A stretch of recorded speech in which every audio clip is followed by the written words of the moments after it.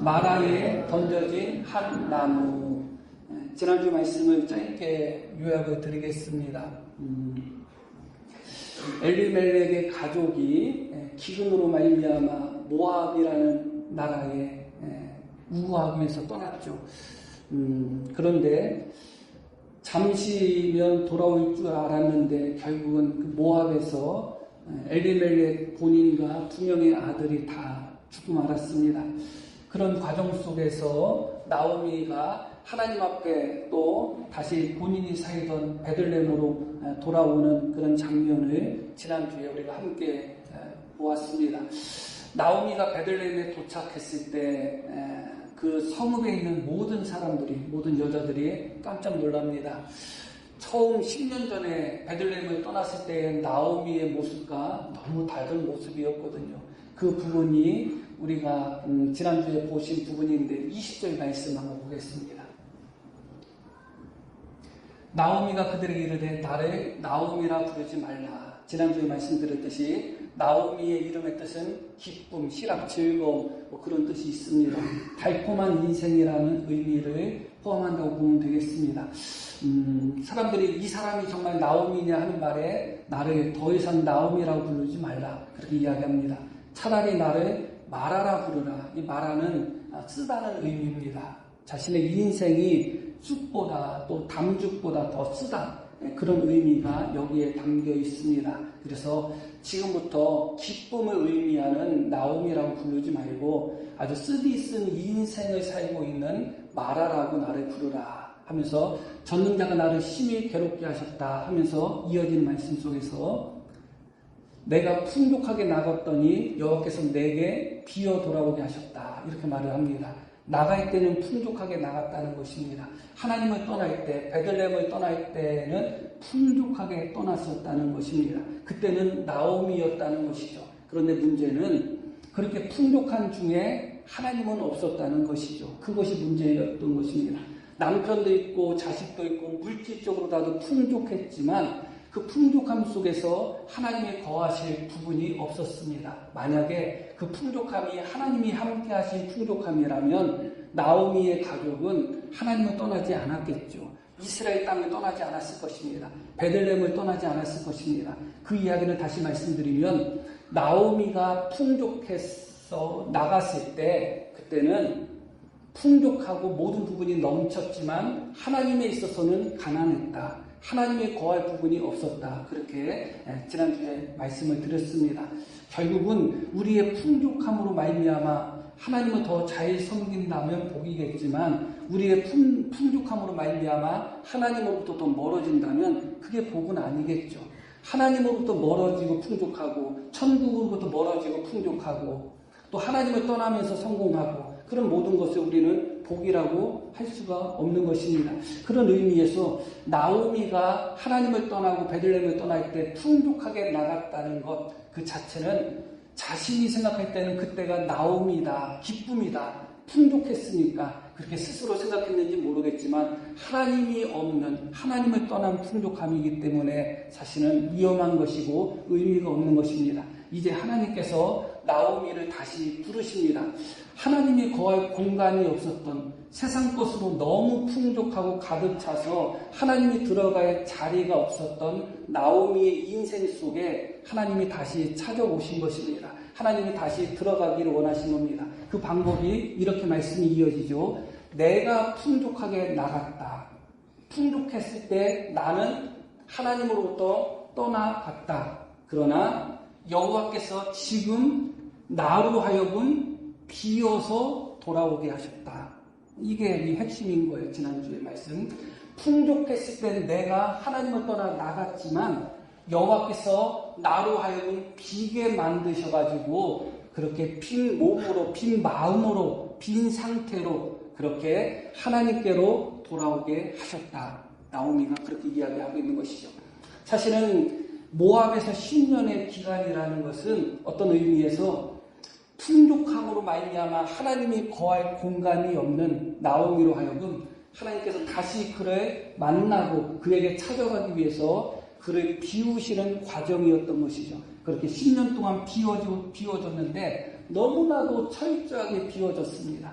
그 전에 돌아왔으면 좋았을 텐데 돌아오지 못하고 심지어 재산만 그렇게 잃어버린 것이 아니라 자기의 남편과 2명의 아들까지 다 죽게 되는 완전히 빈 몸, 빈 상태, 빈 손, 빈 마음이 되도록 하셨던 것이죠. 그런데 나오미가 자기도 모르게 고백한 것처럼 하나님께서 나로 하여금 비게 만드셔가지고 나로 하여금 하나님께 돌아오게 하셨다. 그렇게 이야기합니다. 왜 하나님이 비게 해서 돌아오게 하셨는가? 결국은 하나님이 다시 채우시기를 원하셨던 겁니다. 채워져야 될 것을 채워야 되는 것이죠. 물잔에 물을 채워야 될 거 아니에요. 목사가 이 물잔에 술 채우고서 한 모금 한 모금 하면서 예배 드리고 인도하면 안 되잖아요. 그런 목사님이 있다는 얘기가 아니고 물잔에는 물이 채워져야 되는 것입니다. 마찬가지로 우리 속에는 하나님으로 채워져야 되는 것이지 세상의 그런 어떤 쾌락이나 세상의 어떤 만족이나 세상의 어떤 욕망들이 우리를 채워서는 안 되는 것입니다. 이제 하나님께서는 다시 빈 손, 빈 마음, 빈 몸이 되어서 하나님께로 돌아온 나오미를 채우실 것입니다. 그런데 누구를 통해서 채우시는가? 룻을 통해서 채우시는 겁니다. 바로 룻기가 바로 그런 구조 속에 있는 것입니다. 하나님을 풍족했을 때 하나님을 떠났던 나오미가 빈손이 되어서 하나님께 돌아왔는데 그렇게 빈손이 돼서 돌아온 나오미를 하나님께서 룻을 통해서 다시 채우시고 다시 회복시켜서 마라의 상태에서 다시 나오미의 상태로 만드시는 과정, 그것이 룻기의 전체 내용이다. 우리가 그렇게 이해하시면 되겠습니다. 오늘 말씀은 바로 그 룻이 그 시므를 쫓아서 베들레헴으로 돌아오는 그런 말씀을 우리가 한번 묵상하려고 합니다. 이제 2명의 아들과 남편이 다 죽은 후에 한 집에 3명의 과부가 살게 되었습니다. 과부라는 말이 조금 신뢰가 되는지는 모르겠지만 참 누가 봐도 딱할 수밖에 없죠. 그런 상태에서 나오미가 다시 고향으로 돌아가야 되겠다. 내 민족으로 돌아가야 되겠다. 하나님께로 돌아가야 되겠다. 그런 결심을 했습니다. 그런 결심을 하고 2명의 자부, 며느리와 함께 고향 땅으로 하나님이 선택한 고향 베들레헴으로 이제 돌아갑니다. 처음에 마음은 같이 돌아가고자 했던 마음이었던 것 같아요.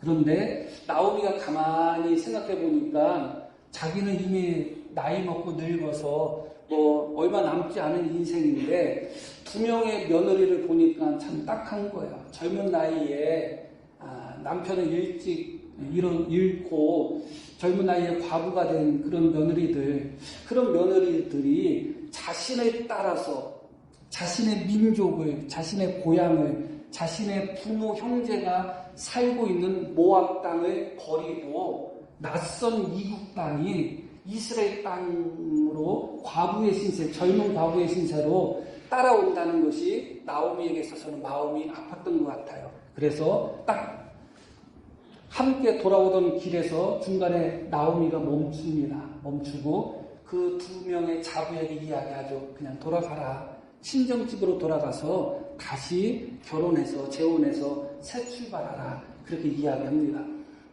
좋은 시어머니죠. 뒤에 보면 자신이 혼자 고향 땅으로 돌아가면 그때 당시에 홀로 된 여인들이 생활을 유지한다는 것은 참 어려운 일이거든요. 젊은 사람도 어려운데 나이 든 사람은 더 어렵습니다. 그런데 2명의 며느리와 함께 가면 자기가 먹고 사는 문제에는 크게 신경 안 써도 되잖아요. 2명의 며느리들이 자기를 봉양할 테니까. 그럼에도 불구하고 젊은 2명의 며느리의 장래가 걱정되고 염려가 되어서 돌아가라고 이야기하는 것입니다.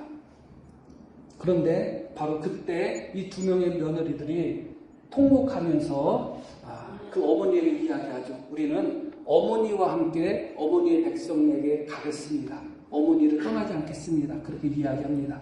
그때 나오미가 다시 한번 그들에게 돌아가라고 권합니다.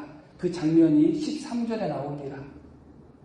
너희가 어찌 그들이 자라기를 기다리겠으며 어찌 남편 없이 지내겠다고 결심하겠느냐. 내 딸들아 그렇지 아니하니라. 여호와의 손이 나를 치셨으므로 나는 너희로 말미암아 더욱 마음이 아프도다. 이 무슨 말씀인가? 끝까지 어머니를 따라간다고 이야기하니까 나오미가 한 말이 무엇이냐면 계대 결혼이라는 것이 있어요. 계대 결혼이 무엇이냐면 히브리인들에게 주어진 하나님의 율법 중에 하나인데 형제가 있다면 형이 결혼을 했는데 자식이 없이 죽으면 대가 끊어지잖아요. 그러면 동생이 형수와 결혼해가지고 형의 대를 이어가는 거예요. 그게 계대 결혼이거든요. 나오미가 그 이야기를 하는 겁니다.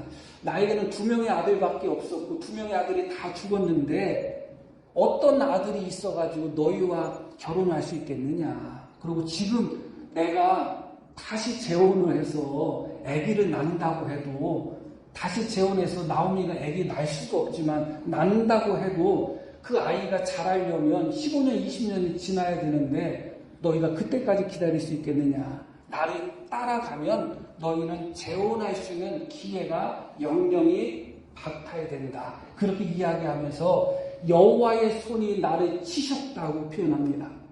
아까 읽으신 말씀 속에서도 하나님이 나를 치셔가지고 나를 빈손으로 내가 나갈 때는 풍족하게 나갔는데 여호와께서 나를 치심으로 내가 빈손으로 돌아왔다고 나오미가 이야기한 것처럼 하나님이 나를 치셨다고 이야기합니다. 하나님이 나오미를 치심으로 말미암아 나오미의 남편도 데려가신 거고 나오미의 2명의 아들도 데려가셨다. 그렇게 나오미는 믿고 있는 거예요.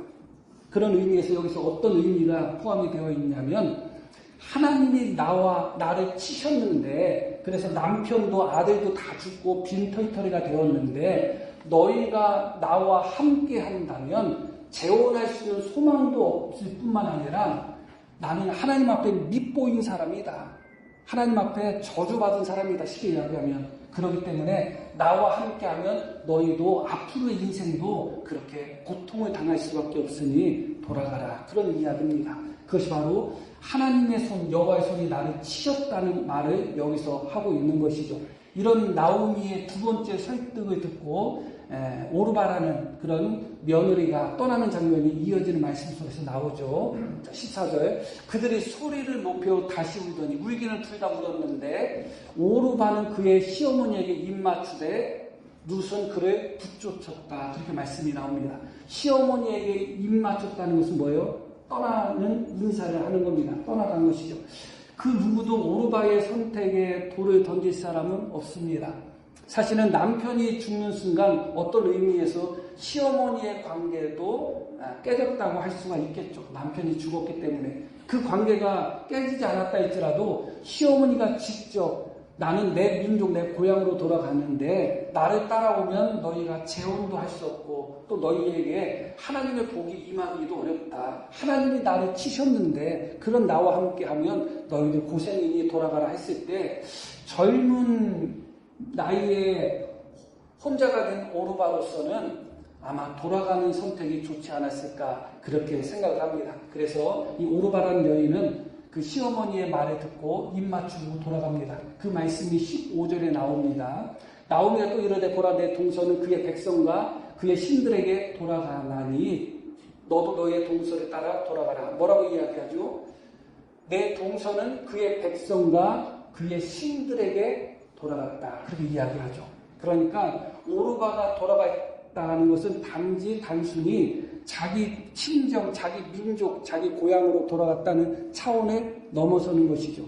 하나님께로 돌아갈 수 있는 그 길 속에서, 길목 속에서 오르바는 돌아섬으로 말미암아 자기 신, 그 여호와 하나님이 아니라 그들이 섬기는 모압 사람들이 섬기는 그 신에게로 돌아갔다. 그렇게 표현하고 있습니다. 그러니까 인간적으로 놓고 봤을 때 오르바의 선택이 잘못됐다고 할 수는 없고 인간적으로 볼 때는 참 잘한 선택이라고 할 수도 있을 것입니다. 그런데 단지 오르바의 선택이 시어머니를 따라가지 않는 것에서 끝나는 것이 아니라 사실은 오르바의 선택은 하나님으로부터 완전히 끊어지는 선택을 한 것이다. 하나님으로부터 돌이키는 선택을 한 것이다. 그런 의미에서 참 안타깝죠. 그래서 한마디로 오르바는 돌아가는 그 길 속에서 다시 돌아간 사람이다. 예전에 우스갯소리로 180도 2번 돌면 뭐가 되는 거예요? 360도 도는 거예요. 이렇게 보다가 돌아섰다가 한 번 더 돌아서면 제자리가 되는 것이죠.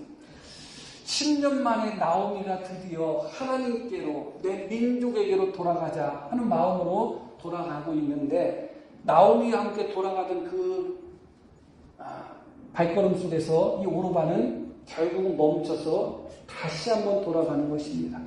많은 예수님을 믿는다고 하는 분들 중에 예수님을 믿지 않다가 예수님을 믿는 분들이 많죠. 그것은 세상에서 하나님을 떠난 사이다가 하나님께로 돌아온 것입니다. 그런데 문제는 또 돌아가는 사람이 많아요. 한 번 돌아온 것으로 만족해야 되는데 또 돌아가는 거예요. 기회가 되면 또 돌아가고 기회가 되면 또 돌아가고, 마치 오르바처럼 하나님께로 돌아오던 바로 그 길 속에서 그녀는 다시 돌아섭니다. 그래서 결국은 원래 자기가 있었던 그 자리로 돌아가는 것입니다. 돼지가 씻었다가 다시 더러운 곳에 자기 몸을 담근 것처럼, 개가 토하였다가 자기 토한 것을 다시 먹는 것처럼, 나는 이제 하나님만 섬기겠다고 하다가 다시 하나님을 섬기던 그 자리에서 다시 돌아서는 그런 오르바의 모습을 발견하게 됩니다. 참 안타까운 모습이죠. 그런데 그렇게 오르바가 돌아갈 때 룻의 선택은 다릅니다. 14절 보겠습니다.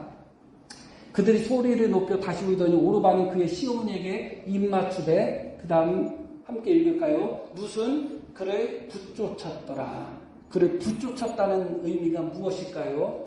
이 단어가 처음 나올 때가 언제냐면, 하나님께서 아담과 하와를 짝지어 주시고 하셨던 말씀에 이 단어가 처음 나와요. 남자가 그 부모를 떠나 여자와 합하여 하나가 될 것이다. 바로 그 단어예요. 그러니까 남자 여자가 합하여 한 몸이 되는 것, 그게 바로 붙쫓았다는 거예요. 그러니까 룻은 시어머니와 하나가 되겠다는 거예요. 하나가 되었다는 거예요. 마치 일심동체인 것처럼 둘이 아니라 하나, 착싹 달라붙었다는 거예요. 그런데 이것이 너무 놀라운 거예요. 왜 너무 놀라운가? 나오미가 자기를 향해서 뭐라고 이야기하냐면, 여호와께서 나를 치셨다고 이야기합니다. 한 번만 그때 이야기했을까요? 그렇지 않았을 거예요. 아마 그 자부들에게 그런 말을 많이 했을 거예요. 하나님께서 나를 치셔가지고 남편을 일찍 데려가셨네. 하나님이 나를 치셔가지고 자식들을 데려가셨네. 그런 소리를 많이 했을 것입니다. 심지어 우리가 모두에서 보았듯이 나오미가 베들레헴에 돌아왔을 때 사람들이 이 사람이 나오미냐 했을 때 나오미가 뭐라고 해요? 나는 나오미가 아니라 나는 마라다. 여호와께서 나를 치셨고 여호와께서 나를 괴롭히셨고 여호와께서 나를 빈털터리 빈손으로 만들었다. 그렇게 이야기합니다. 다시 말씀드리면 지금의 나오미는 나오미로서의 나오미가 아니라 마라의 나오미예요. 하나님이 치신 마라의 나오미. 하나님의 매를 너무 심하게 맞아서 남편과 자식들을 다 앞세워 보낸, 그렇게 빈털터리가 된 그런 고통과 쓴 인생으로서의 나오미예요. 그런데 그런 나오미와 룻이 어떻게 했다고요? 붙었다, 달라붙었다, 하나가 되었다. 무엇을 의미하는 거예요? 어머니의 마라의 인생에 나도 함께 하겠다는 거예요. 어머니가 말하면 나도 마라의 인생을 살겠다는 거예요. 이건 너무나 놀라운 거예요, 사실은 사랑한다 하고 그렇게 이야기하고 결혼까지 했던 부부조차도 남편이 사업에 실패해서 마라가 되면 부인은 둘이 한 몸이었다가도 떠납니다. 형제간에도 마찬가지예요. 아무리 형제라고 했더라도 형제가 아주 지독한 마라의 인생으로 떨어지면 때로는 형제간에도 관계를 끊을 때가 많습니다. 왜 그 마라의 인생을 왜 같이 살고 그 마라의 인생을 왜 같이 동참할 필요가 뭐가 있겠어요? 지금 나오미는 분명히 이야기하는 것입니다. 하나님이 나를 치셨다. 하나님이 나를 괴롭히셨다. 내 인생 자체는 마라, 너무나 쓴 인생이다. 나는 지금 아무것도 가진 것 없이 빈털터리고 하나님의 저주와 하나님의 심판이 나와 함께한다. 그렇게 분명히 이야기했음에도 불구하고 룻이 그 시어머니를 따라간다는 것은 그냥 단순한 의미에서의 시어머니를 따라가는 것이 아니라 시어머니의 마라의 인생에 나도 함께 동행하겠다는 것입니다. 하나님께서 시어머니를 마라의 인생으로 인도하시면 나도 마라의 인생을 살 것이고, 하나님께서 시어머니를 치시면 나도 함께 맞겠다는 것입니다. 하나님께서 시어머니를 빈털터리로 만드신다면 시어머니와 달라붙었기 때문에 한 몸이기 때문에 나도 빈털터리가 되겠다는 것입니다. 이런 묵과 같은 여인과 결혼하신 분 혹시 계셔요? 진작 이것을 알았어야지 나도 40일 금식기도 결혼했을 텐데 참.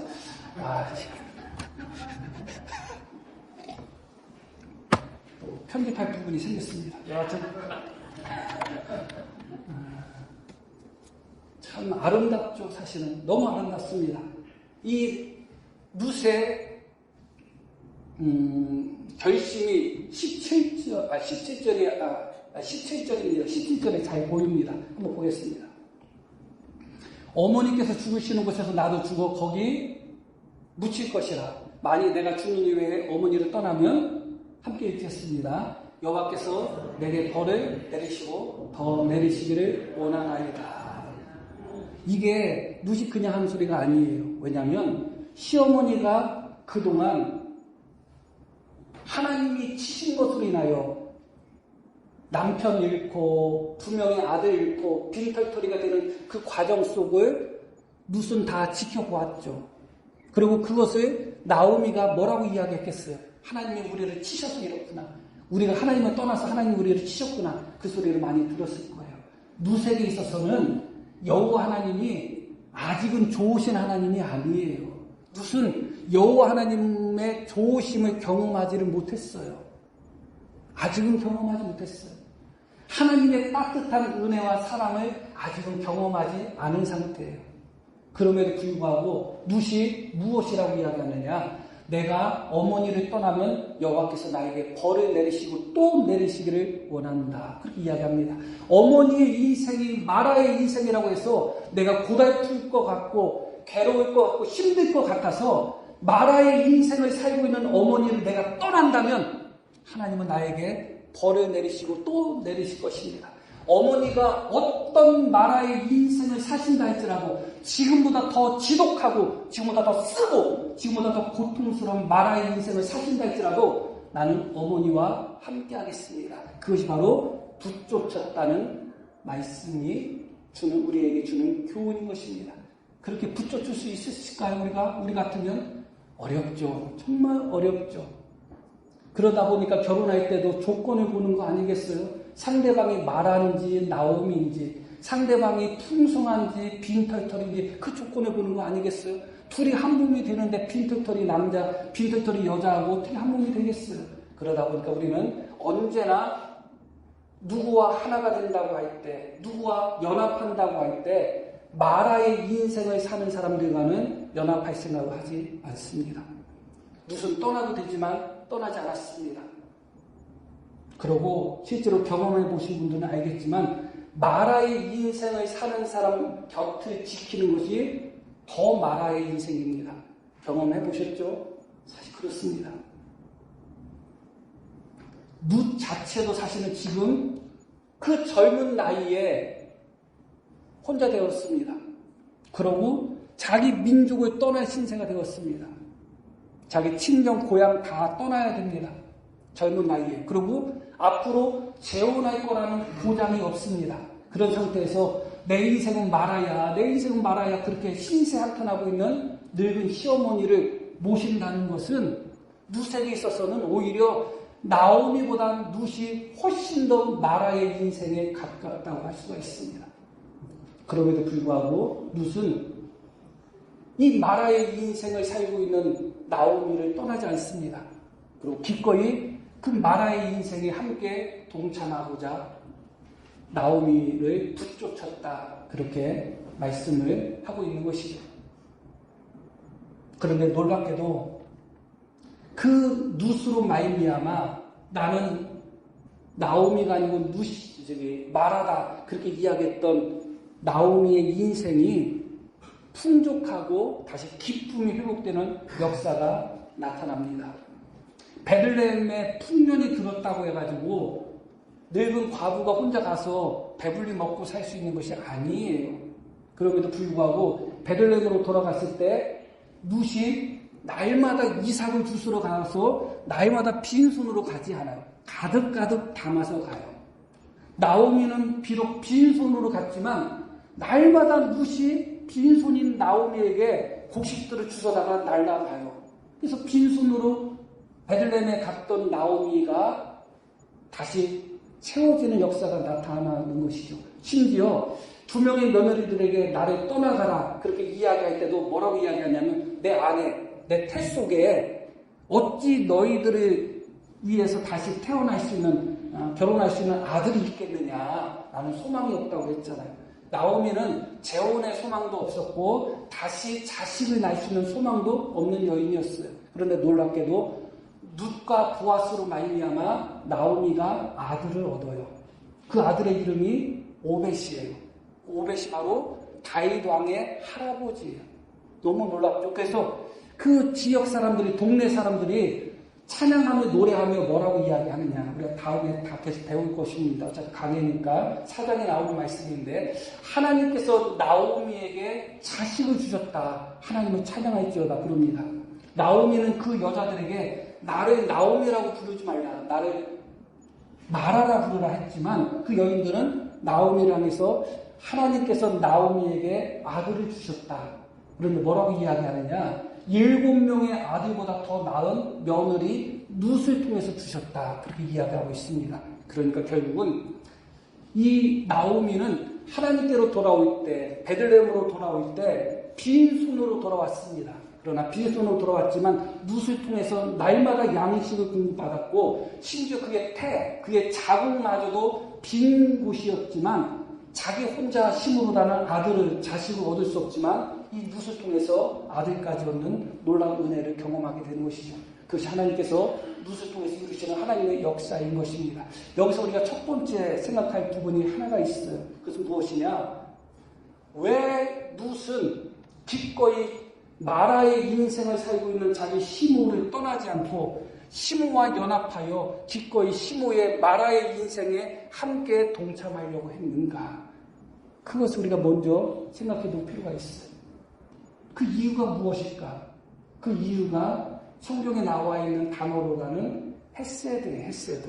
많이 들어보셨죠? 이 헤세드라는 이 단어는 관계 속에서 어떤 관계 속에서 변하지 않는 어떤 조건도 없이 변하지 않고 계속해서 사랑하고 충성하고 헌신하는 것을 헤세드라고 하는 거예요. 룻은 나오미에게 이런 헤세드를 보여주고 있는 것입니다. 떠나야 되는 그 순간 속에서도 시어머니와 며느리로서 맺어진 관계 속에서 며느리로서 시어머니를 향한 이 헤세드, 이 헌신, 이 사랑, 변치 않는 이 마음, 이것을 계속 보여주고 있는 것이죠. 이 헤세드가 없었다면 룻은 나오미를 선택하지 않았을 것입니다. 많은 사람들이 신앙 때문에 여호와 하나님 때문에 룻이 나오미를 선택했다고 생각하지만 그렇지 않아요. 순서적으로 보면 결코 그렇지 않습니다. 16절 말씀을 보겠습니다. 룻이 이르되 내가 어머니를 떠나면 어머니를 따르지 말고 돌아가라 강권하지 마옵소서. 어머니께서 가시는 곳에 나도 가고 그 다음에 어머니께서 머무르시는 곳에 나도 머물겠나이다. 함께 읽습니다. 어머니의 백성이 나의 백성이 되고 어머니의 하나님이 나의 하나님이 되시리니. 왜 룻이 하나님을 섬긴다고 해요? 어머니의 하나님이기 때문에 나의 하나님이 된다는 거예요. 그러니까 룻이 지금 나오미를 따라가는 것은 하나님에 대한 믿음 속에서 따라가는 게 아니에요. 1차적으로 나는 어머니에 대한 사랑과 헤세드로 말미암아 어머니를 버릴 수가 없어서 포기할 수 없어서 따라가는 거예요. 그래서 어머니가 섬기는 하나님이라면 나도 섬기겠습니다. 그런 거예요. 어머니의 백성이라면 나의 백성으로 받아들이겠습니다. 그렇게 이야기하고 있는 것입니다. 이 헤세드에는 너무 놀라운 헌신과 희생이 담겨 있는데 그것은 무엇이냐?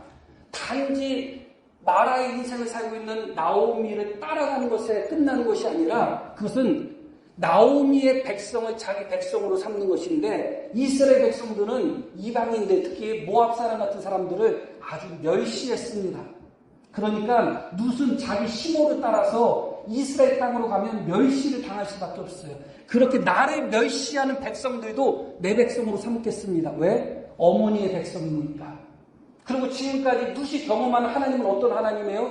좋으신 하나님이 아니에요. 자기 시모를 치시고 자기 남편을 치고 자기 시동생을 치신 그런 무서운 하나님이에요. 그럼에도 불구하고 룻이 뭐라고 해요? 어머니가 섬기는 하나님이라면 비록 어머니의 인생을 마라로 만드시고 나의 인생을 마라로 만드신다 할지라도 어머니가 섬기는 하나님이라면 나도 섬기겠습니다. 중심에 무엇이 있느냐? 헤세드가 있는 거예요. 사랑이 있는 거예요. 어머니를 향한 변하지 않는 사랑이 있는 거예요. 어떤 환경이 어떻게 변하고 어떤 조건이 어떻게 변한다 할지라도 나는 어머니를 떠나지 않겠습니다. 그 중심에 어머니를 향한 헤세드가 있는 것이죠. 그렇게 나오미를 향한 헤세드가 넘치는 룻을 통해서 하나님은 나오미를 다시 채우십니다. 다시 먹이십니다. 다시 회복됩니다. 마라의 인생이 다시 달콤한 인생이 됩니다. 이 부분 속에서 우리는 성경의 한 장면을 생각하게 됩니다. 그것이 바로 출애굽기에 나오는 말씀입니다. 출애굽기 15장 말씀 한번 보겠습니다. 마라에 이르렀더니 그분 물이 써서 마시지 못하겠으므로 같은 어근을 갖고 있는 단어예요. 똑같이 마라로 번역됐죠. 우리 한글 성경에는. 이스라엘 백성들이 출애굽 여정 속에서 마라라는 곳에 도착했는데 그곳에 물이 써서 마시지 못하는 거예요. 나오미가 나를 지금부터 마라라 하라. 내 인생이 너무너무 쓰다 한 것처럼 똑같은 의미예요. 그분 물이 써서 마시지 못하겠으므로 그 이름을 마라라 하였더라. 이어진 백성이 모세에게 원망하 이르되 우리가 무엇을 마실까 하매 모세가 여호와께 부르짖었더니 여호와께서 그에게 한 나무를 가리키시니 함께 있습니다. 그가 물에 던지니 물이 달게 되었더라. 너무 놀라운 말씀이에요. 쓴물이 있어서 아무도 마시지 못하는데 하나님께서 한 나무, 쓴물 곁에 있는 한 나무를 보여주셨고 그 나무 자체를 쓴물에 집어 던졌습니다. 나무 자체가 쓴물에 쑥 들어갔습니다. 그랬더니 놀랍게도 그 쓴물이 단물이 된 것입니다. 룻이 바로 하나님께서 나오미라는 마라의 인생을 살고 있는 마라의 쓴물과 같은 인생을 살고 있는 나오미에게 던져진 한 나무였던 것입니다. 하나님께서 바로 그 룻을 통해서 나오미의 쓰디쓴 인생, 마라의 인생을 다시 달콤하게 만드신 것입니다. 그 장면 속에서 이 말씀, 나무를 물에 던져버렸다.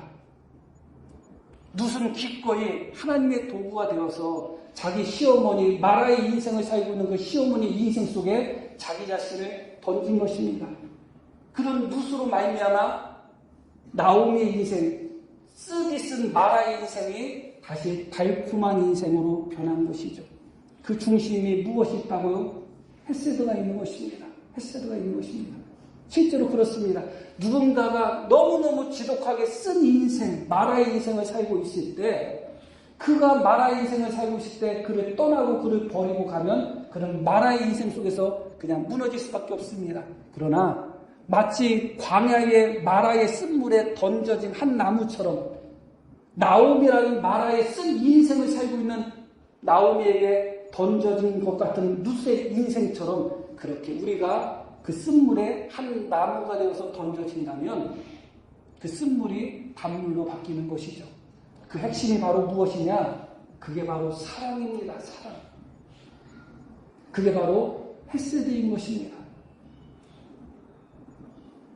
부모가 잘못되면 부모 버리는 자식은 많아도 자식이 잘못됐을 때 자식 버리는 부모는 드물어요. 드물어요. 자식이 큰 장애가 있어서 키우기 어렵고 양육하기 어렵다 할지라도 그 자체가 마라의 인생이잖아요. 기꺼이 부모가 자신이 마라 옆에 있는 한 나무가 되어서 자식의 마라의 인생에 자신을 던지는 부모들이 많아요. 그게 바로 사랑이고 그게 헤세드인 것입니다. 헤세드가 결국은 마라의 쓴물을 단물로 바뀌는 겁니다. 다른 것은 없습니다. 아무것도 없습니다. 이 헤세드는 언약 관계 속에서 주어지는 것입니다. 하나님과 우리의 관계, 성도와 성도의 관계, 성도와 목사의 관계, 남편과 아내의 관계, 자식과 부모의 관계, 이웃과 이웃의 관계, 그 관계 속에서 변하지 않고 끝까지 헌신하고 끝까지 사랑하는 그것이 바로 헤세드인 것이고, 그 헤세드가 바로 쓴물을 단물로 바꾸는 한 나무가 되는 것입니다.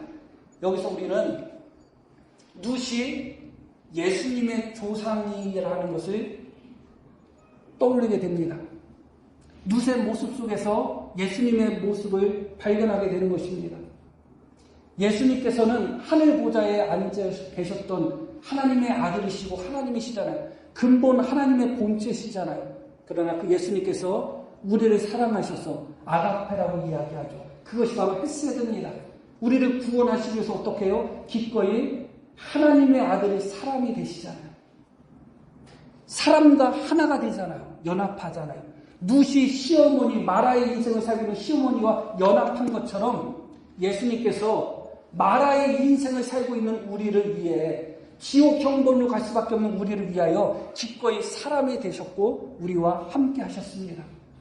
룻의 모습 속에서 그 예수님을 발견하게 되는 거예요. 우리를 건지시기 위해서 마라도 그런 마라가 없는 십자가를 기꺼이 짊어지셨잖아요. 왜 예수님이 십자가를 짊어지셔야 되나요? 그게 바로 우리를 향한 헤세드고 우리를 향한 아가페예요. 그것 아니면 이해할 수도 없고 그거 아니면 설명할 수도 없어요. 그것을 우리가 이해하지 못한다면 예수님은 바보 같은 인생을 사신 것이죠. 그러나 예수님은 우리를 하나님의 자녀로서 그 헤세드의 사랑을 통해서 우리를 건지기 위하여 기꺼이 우리처럼 인간의 몸을 입고 오셨고, 우리가 살고 있는 마라의 인생보다 더 지독한 마라의 인생을 사시면서 우리를 건지신 것입니다. 그것이 바로 주님의 헤세드의 사랑이고, 노래 중에서도 사랑이 구주를 죽게 했네, 그 노래가 잘 보여주고 있는 것입니다. 다른 게 예수님을 죽게 만든 것이 아니죠. 우리를 향한 변함없는 사랑, 그 모습 속에서 룻의 모습을 다시 발견하게 됩니다. 룻이 괜히 예수님의 조상이 된 것이 아니구나. 또 예수님의 조상들 중에 예수님의 헤세드를 가장 잘 보여주는 인물이 룻이에요. 예수님의 십자가, 예수님의 성육신, 그 모든 것들을 가장 잘 보여주는 사람이 룻이라고 할 수가 있는 것입니다. 결론의 말씀을 드리겠습니다. 때로는 우리의 인생이 마라처럼 쓴 인생을 경험할 때가 있습니다. 대부분 자기 인생에 다 마라라고 생각할 것입니다. 연세 드신 분들 보면 다 신세한탄이에요. 다 내 인생에 다 마라라고 생각하십니다. 그런데 놀랍게도 쓰디쓴 마라의 우물에 그 물을 달게 만들 수 있는 한 나무가 있었던 것처럼 하나님은 우리의 인생을 다시 변화시키고 새롭게 하실 수 있는 그런 한 나무를 우리에게 주셨습니다. 우리가 그런 사람이 될 수도 있습니다. 누군가가 마라의 인생을 살 때 내가 그의 마라 인생에 던져지는 한 나무가 될 수도 있습니다. 그러고 예수님은 기꺼이 그렇게 하셨습니다. 마라의 인생을 살고 있는 우리를 위하여 예수님은 십자가에서 한 나무가 되셔서 우리의 쓰디쓴 마라의 우물 속에 주님은 들어오신 것입니다. 예수님께서 첫 번째 행하신 이적이, 물을 포도주로 만드신 이적이 그냥 첫 번째 이적이 아닙니다. 주님이 우리를 향한 계획을 보여주신 것입니다. 마라의 인생, 쓰디쓴 인생을 살고 있는 우리가 마치 나오미가 마라의 인생을 살 때 룻을 통해서 하나님이 나오미의 인생을 달콤한 인생으로 다시 변화시키고 바꾸신 것처럼 하나님도 예수님을 통하여 물을 포도주로 바꾸신 그 예수님을 통하여 마라의 인생을 살고 있는 우리로 하여금 다시 새롭고 회복된 인생을 선물하시기를 원하신 것입니다. 그 은혜를 기억하시기를 바랍니다. 그 은혜를 기억하시면서 예수님이 기꺼이 우리의 마라의 인생에서 우리를 구원하시기 위하여 십자가에 당신을 던지셨다면, 우리가 그 사랑을 입었다면 그리스도의 사랑이 우리를 강건함으로 말미암아 우리도 누군가에게 쓰디쓴 마라의 인생으로 눈물 흘리는 누군가에게 하나의 나무가 되어서 우리 자신이 던져짐으로 말미암아 그 사람의 인생을 다시 단물로 변화시키는 데 있어서 하나님께 쓰임받을 수 있는 우리 모두가 되기를 소망합니다. 네, 그러신 말씀을 기억하며 함께 기도하겠습니다.